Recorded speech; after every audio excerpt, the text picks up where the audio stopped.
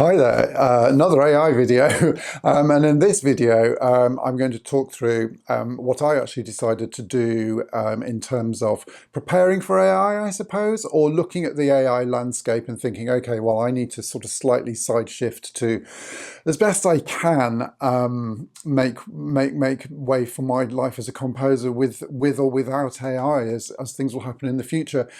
I think what's probably quite important is that even though this whole technology is moving very, very quickly, I don't know whether actually on the ground things are happening that fast. I haven't noticed a huge amount of difference really in the production music, world that I'm writing at the moment.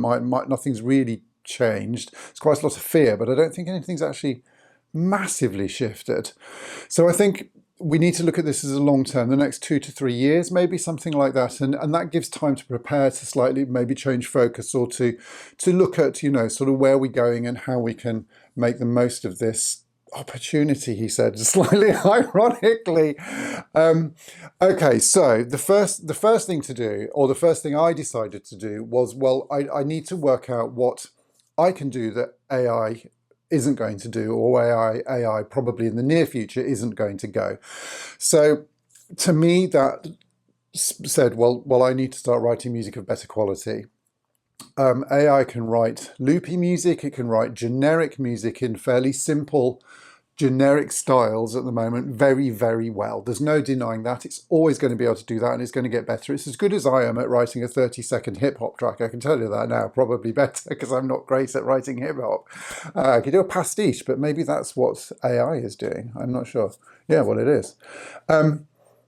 Could it write a 30-second string quartet as well as me? No, probably not. Might be able to. I don't know. But it can do a 30-second something simple with a simple emotional, it has a simple emotional message that doesn't change, not really any subtlety. It can do that. It will get better, but it can do that at the moment. We need to be looking way higher than that. So for me, I decided, well, I'm not going to be really putting any time or effort into writing simple looping piano music, underscore, stuff like that. Really, really basic, I suppose almost the bread and butter of the lower end of the production music library stuff. And that I was going to start aiming higher. So I've started writing much higher production quality stuff using live musicians, getting into and talking to the bigger, higher, much higher quality libraries, or the top quality libraries, if that makes sense. And, I'm making inroads into that. It's a long process. And I think I'm starting to shift from a quantity to a quality mindset, because I can't beat AI on quantity. There's no ways, but no way on that. But I can beat it on quality if I'm not writing generic stuff and I'm writing things that have an emotional flow and possibly an emotional subtlety to it. I'm using live musicians. I'm coming up with new and innovative ways of expressing the same thing. AI doesn't have any creative spark or originality. It's really worth remembering that. So I'm really aiming to write stuff that is a little more original. It has a quirkiness to it. It also hopefully has, I don't know, interesting instrumentation, slightly unusual twists of harmony or melody that I would be sort of quirky to me, maybe. Mashing up different genres, so mixing different genres. AI can't really do that. It may do at some point, but it can't do that at the moment. But mostly, I think the important thing is that the music I'm trying to write has an emotional message, an emotional punch, a real sort of sense of authenticity, emotional authenticity that an AI just really can't produce. So that's the first sort of thing. It's really inspired me to a certain extent. Thank you, AI. Really inspired me to up my production music quality. And that's a good thing. I think that's a good thing. I mean, I should be doing that anyway. And I, broadly speaking, was doing anyway, but it's really given me that impetus. And I think we're going to have to do that. I've said many times before, the cream will rise to the top and everyone at the bottom will drop off. There'll be fewer writers able to do this. And we need to make sure that we are one of the one of the few that can actually do this and rise to the challenge. There's always going to be niche specialists, you know. I mean, maybe that's another thing. I've started slightly niching down. I think certainly 3-4 years ago when I started out, in the first year or two of writing production music, I was having a go at writing anything. So going back to what I said about hip hop, I can't write hip hop. Sorry, it's my dog. Don't have the musical heritage to do that. I don't have the history. I don't have the listening history. I don't have the feel. I can do a pastiche of it, and I've done that loads of times. I can do an impression of hip hop, but that's not good enough anymore. I can authentically write orchestral music, and I can authentically write for acoustic instruments and voices and strings and brass and that sort of thing. And that's what I'm focusing in on, because what I can do authentically. And with some sense of hopefully some originality and with purpose, which an AI will always be doing an impression of something like that. Next big thing I decided to do about a year ago was start looking for custom scoring. My belief is that AI, certainly know where we are at the moment, is way off being able to write a custom score with thematic sort of interlinking and subtlety of emotion, and it's unable, it's not possible for an editor with any subtlety to converse with an AI and do revisions and get perfect music and mold it and shape it to picture and all of this. It's just not possible. It's a very blunt thing at the moment. AI, the simplicity of saying what you want to hear is a very blunt instrument, and actually editors, I think, certainly at a medium to high level, there's no way soon that they're going to be wanting to converse and work with a computer rather than a human being. The work that I'm looking for in terms of custom scoring is films with authenticity, with a human element, so documentary, high quality drama, stuff like that. The AI is a very long way away from touching.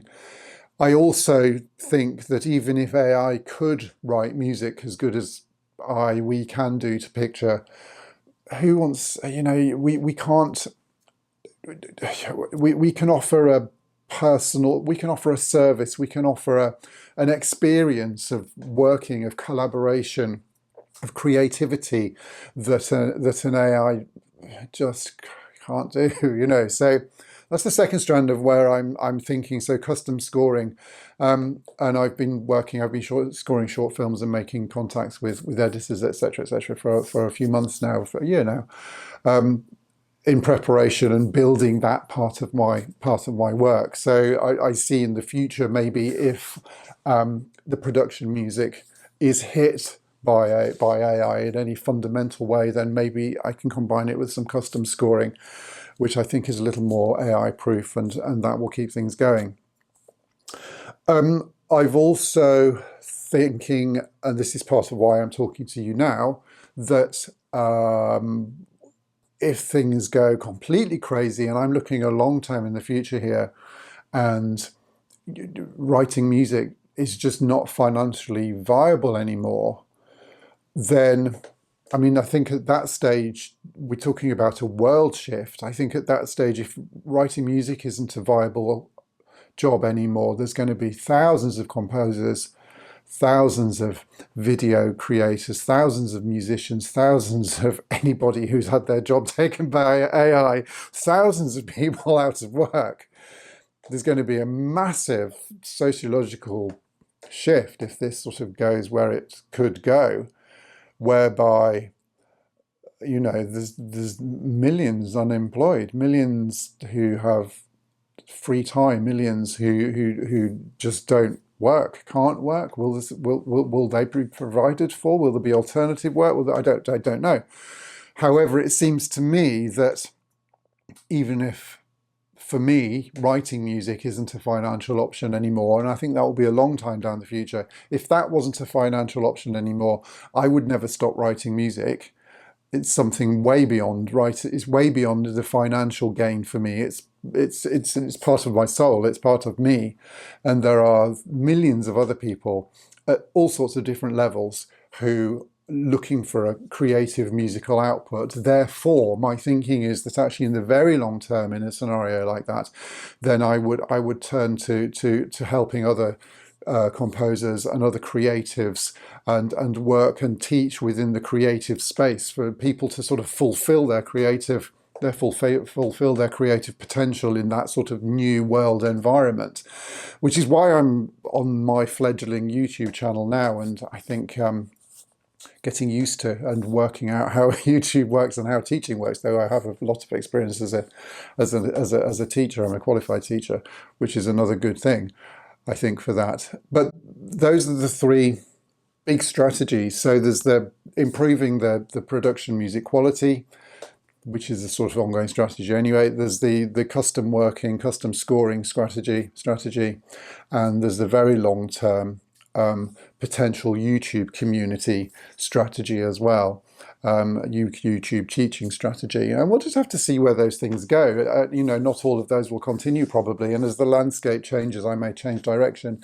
The other thing that's worth probably mentioning is that I think in the future, creating music as an artist, and now I know nothing about this really, but creating your own community and being self-published as an artist, you have to have a real creative vision, brand and voice to do this. But I wonder if the solo artist with the small but really, really highly motivated and highly engaged fan base is also possibly a way to go. I don't know whether that works for somebody like myself who is a composer, but somebody who is a bit more of a songwriter, artiste, has more of a individual voice and image. I have no image. Look at the jumper I'm wearing.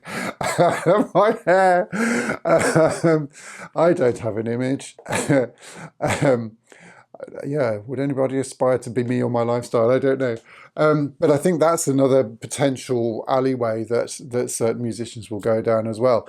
Okay, well, that's me said where I'm going broadly with broad brushstrokes.